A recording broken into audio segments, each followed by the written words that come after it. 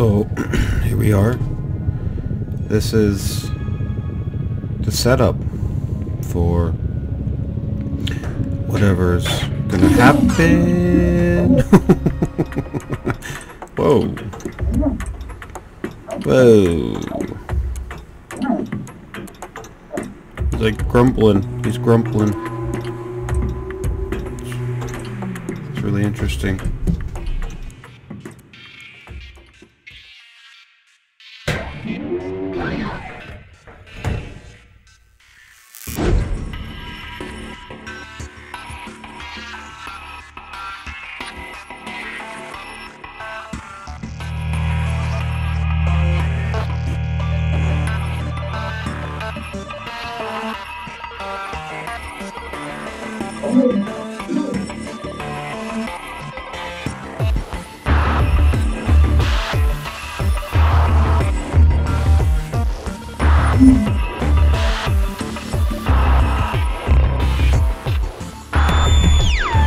Oh, that was sad. I don't know why, but for some reason my fiance just barely came in and was talking to me. And I muted the microphone. Why would I do that? You know? That doesn't make any sense at all. Why would I mute the microphone? Anything that I say, you know, should be included in these videos. Just because I have a certain agenda for these videos, it doesn't mean I can't include other things. I should be able to include anything. There shouldn't be a single thing off limits, even though there's a certain agenda for these videos, which is, you know, to chronicle my brain as I play these games and try to figure out stuff. So initially, I'm digging this setup. I love that it just says press F1 and then bam.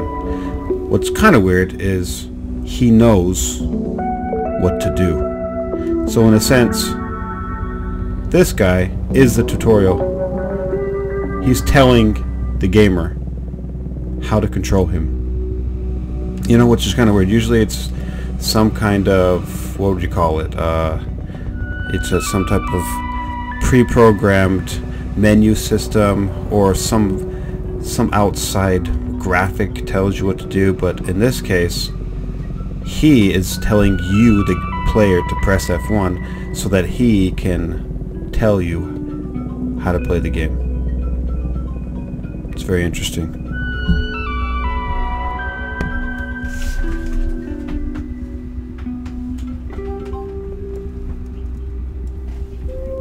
In my pocket.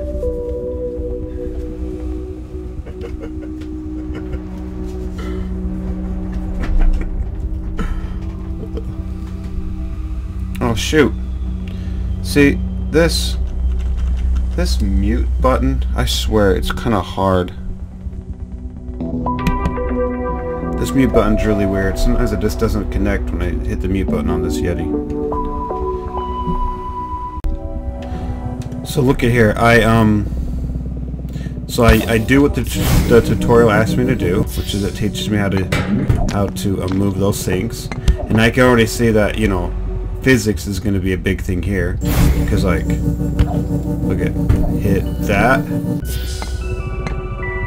but then I can't lift up certain, well, it's harder to lift up certain things with speed. And I bet you there's some things that I can't even lift up. So physics is like this one I can't even lift. Physics have a huge thing in this, obviously, so they're going to use physics a lot. But then this is something I really like. Look at this. You come up here, and it's like before you even have a chance to not hit that switch, you just hit it. It's like it's designed so that you just come swooping in and just hit the switch. Boop. You know? You can't avoid it. There's no skipping that. So even like the most blind, lamest, completely ignorant to his surroundings gamer could hit that. And then this thing here, I don't get this. What in tarnation is this supposed to do? I dawdled around with this forever, and I thought maybe it was like a save how they saved the game, so a save point, and so I'd pass through that and then quit the game, and then we'd come back, and I would appear here where I hit the switch. So switches are, I think, how the save system is organized here. These green things, I just don't get it. Why would they have this elaborate animation without like a purpose to it? It hasn't been communicated what that green thing does yet. Still have no idea. I'm really curious how the game is organized, or how the game is designed to communicate to me what that is.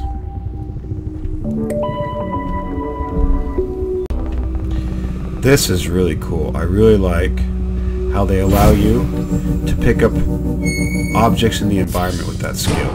So they introduced it first to you with rocks, and now they're showing you that you can actually access objects in the environment too. So lids and stuff, and I like that.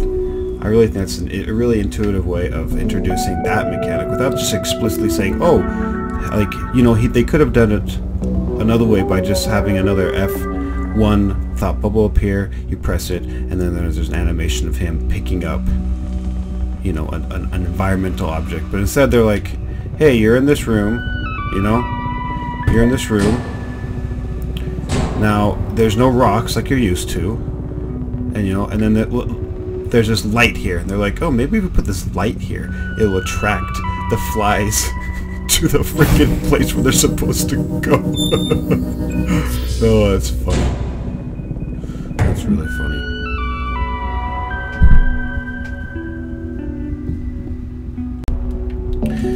Here's probably my favorite thing about this game that I've experienced so far. It's this cute little guy. Look at how he just makes all these noises when he hits the wall. I mean, he's the most adorable little guy, and you're just like bashing him around. Ow, ow, oh, oh, oh. And the noise is kind of muffled, and so it feels like it's part of this metallic. It's being emitted from a metallic structure, so it's really spot on sound, and it really gets you just attention to this guy. I'm almost positive there's an achievement, which is get through this tubing without hitting the side of the wall. If there isn't, then they should have made that achievement, because that's a kick-ass achievement. And then there's moments in this game where you will be flying and then the sound will appear, and I'm hoping one of them, the sound happens soon. But like,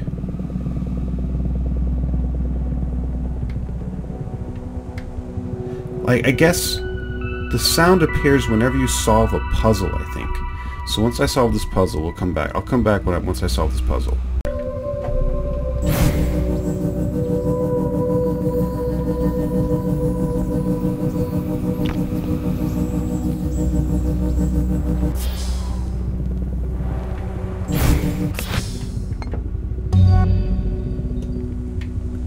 Okay, there was a little sound right there. If you were aware of that. See, there's sounds here. That sounds govern this game in a way that I still don't fully understand. But sounds are definitely an important part of this goal. Sounds are an important part of any game, but there's something unique about them in this game. Shoot. God, these things are heavy. I'm trying to figure them out still. Watch it, here comes the sound.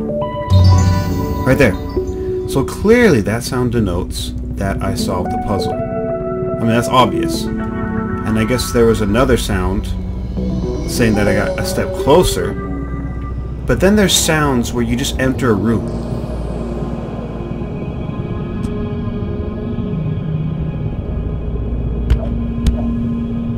But I guess not yet.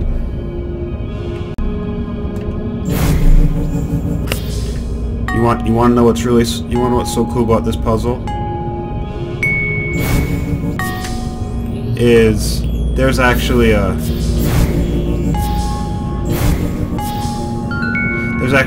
game when I was a kid, an actual product, a mechanical device, where the entire purpose of it was just this. You push the middle button. I think it's called slap it or wank it or wonk it or tronk it, some by Mattel, or you know, back in the day when Ninja Turtle action figures were huge. and you push the middle button, and then there's 4 buttons on the side, and they would, just like this, they would go off in a certain order, and then you have to repeat that order. Right? This game is replicating that.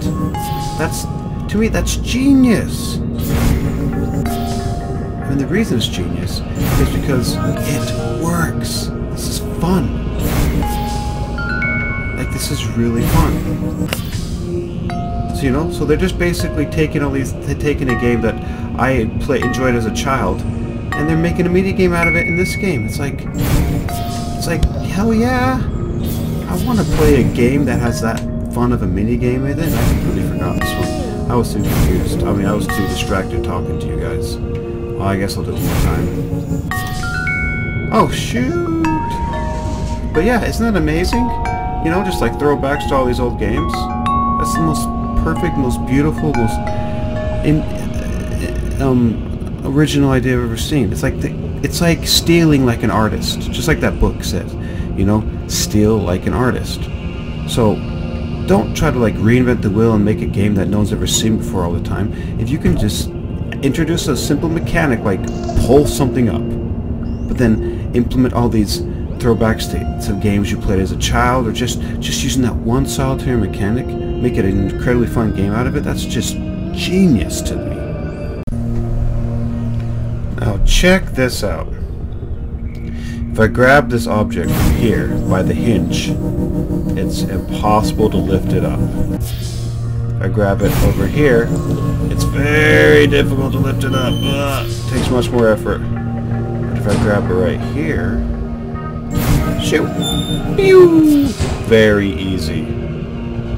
That's interesting.